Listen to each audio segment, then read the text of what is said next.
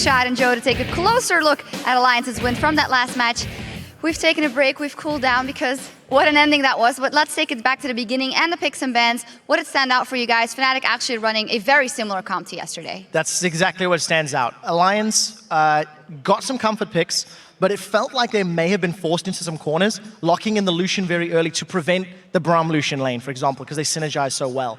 Insta-lock Braum from Yellow Star. The rest of the comp is exactly the same as yesterday. The Evelynn, Twisted Fate, Shyvana, and it just felt like Fnatic had a lot of comfort champions for this sort of pick and invade and dive heavy style that they played so well yesterday. Yeah, and the new thing obviously in that comp that really differed was the Braum support pick, and we saw how much of a control that gave him in the lane, setting up 2 or 3 kills, even maybe make sure he gets his passive off there, the slow coming in as well, and managing to lock up 2 or 3 kills onto Nif early. Really solid pick today. Yeah, absolutely, and there's the comp just as yesterday. Peke again on Twisted Fate with teleports, making things happen all around the map. We actually have a replay to show that off when he went to the top lane to get a kill.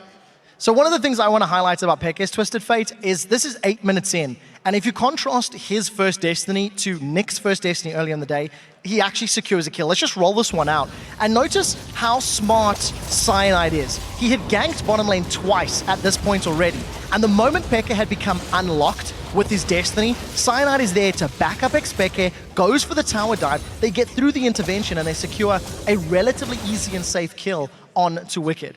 The reason we show that clip right now in comparison, in regards to the fact Alliance still won, is Fnatic had complete control. Fnatic played the map, they had more kills, they got the dragons. They were pushing Alliance all around. Yeah, and I think another point of that is the vision control that Fnatic had. We always give Alliance credit. They always say that vision control is so important, and it is. Things like that allow, when you've not got the vision control, which Alliance didn't have in this early game, it allows Peke to move a lot more freely with Cyanide just walking wherever he wants. Really well done.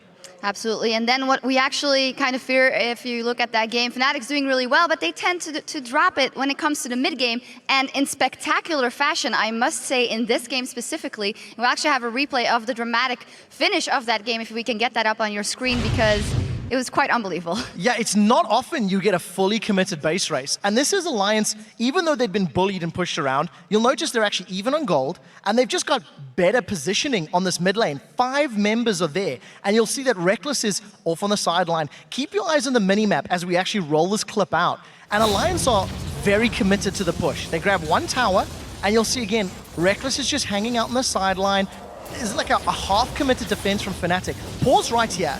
Now, take a look at Fnatic's positioning. You've got Yellowstone Soas trying to defend, Cyanide's looking for a flank, and Peke and Reckless, they're sort of half-committed. Fnatic don't know if they're all in or they're all out.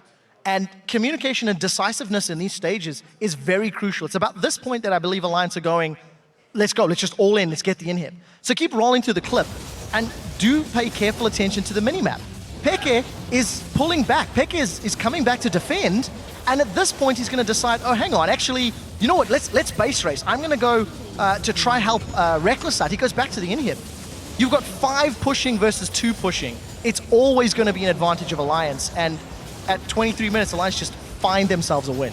Yeah, and it was the calls here that cost Fnatic this entire thing. You see Cyanide just doing laps almost, waiting to get his ultimate down there. As soon as he appears, Peke had already pulled back there as well. And quite frankly, Alliance, even though, as we heard at the end of the game, and we always say this about Alliance, and remember back to that video where they're like, just stay calm during team fights, and then they're all screaming all at once. Didn't matter in this case because they were going for one single thing, but Fnatic obviously needed to make a clear call there, and that call obviously just wasn't in place. The question for me is what was happening in the communication for Fnatic's side, because there was 3 Fnatic members trying to defend the inhibitor turret, and it was at that point that a clear call needed to be made. The 3 of us are going to throw our lives at here to get some kills and defend, and if those 3 didn't kill members of Alliance, they were always going to lose the base race. Alternatively, why would you try and race 5 members when you've got a Twitch and a Twisted Fate at 23 minutes? You're not going to just delete towers. So I do feel that the calling is questionable, and unfortunately Fnatic just made the wrong decision. They will be hitting themselves across the head when they watch that replay. Let's look at what this means for both teams, because as I pointed out with Froggen, it is an important weekend versus Gambit and versus Fnatic. Could this be a bit of a momentum game 4 weeks into the summer split? All teams kind of looking for their form. in search for playoffs, and then a moment like this between these two teams. I would dare say it gives confidence to Alliance in terms of their shot calling, because they all committed to a call, they trusted the call, and it worked. And I would say it's going to sow the seed of doubt in Fnatic, because whoever was yelling the loudest or whoever was making the decision wasn't taking the big picture into account, and that could be a big blow to their mindset. So I think there are two ways to look at it if you're Fnatic right now. Number one, that is a crappy game to lose. That is the worst way to be losing a game.